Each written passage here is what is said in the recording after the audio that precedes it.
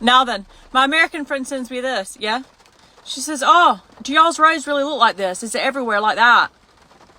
And like, how do y'all drive around in that? How do y'all pull out of the roads? Like, how can you see past the cars? Hey, do you mean that motorway there?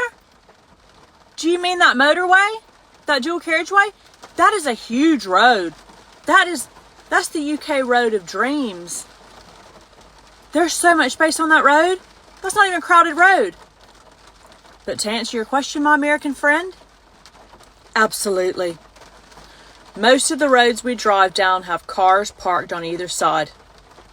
Yeah? Cars, cars, cars, cars, cars. And how do we get out when we can't see around? I'll tell you how we get out. Are you ready? This is what we do.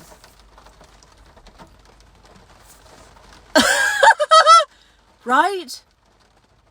Because, oh, just pull out. Just put your nose out. You can see around. Sometimes you still can't.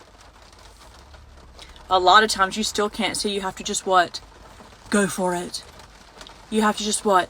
Hope for the best. And just pray that that person that's coming along isn't speeding. This is what we do. A bit of that. A bit of that. Maybe a bit of that if that's your thing. Right? That's what we do. Well, what if another person's coming down the road and then you have to... We play chicken. That's what we do. We play chicken, and then right before we crash into each other, we both have to do what? Swerve at the same time. It's a dance. It's a dance, and you just hope the other person knows the moves. Right?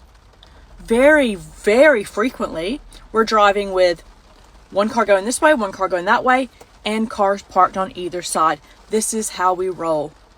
They see me rolling. Right?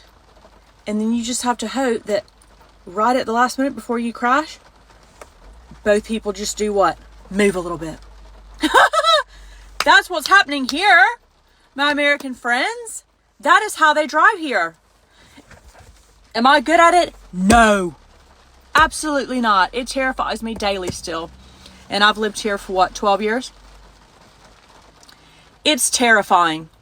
People of the UK, you all do not realize how hard it is to drive in this country, because this is the only place you've ever driven, unless you have driven somewhere else.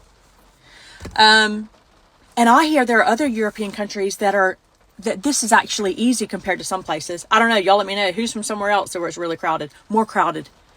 The streets are more crowded. I don't know. But it's a daily battle. And that's just on driving. Don't even get me started on parking. Parking is a video of another time. Parking in this country takes up, at any given time, at least 25-30% of your brain space. Of anybody living in the UK. Where am I going to park? Where am I going to park when I get there? That's not a thought that goes through the American head. It doesn't.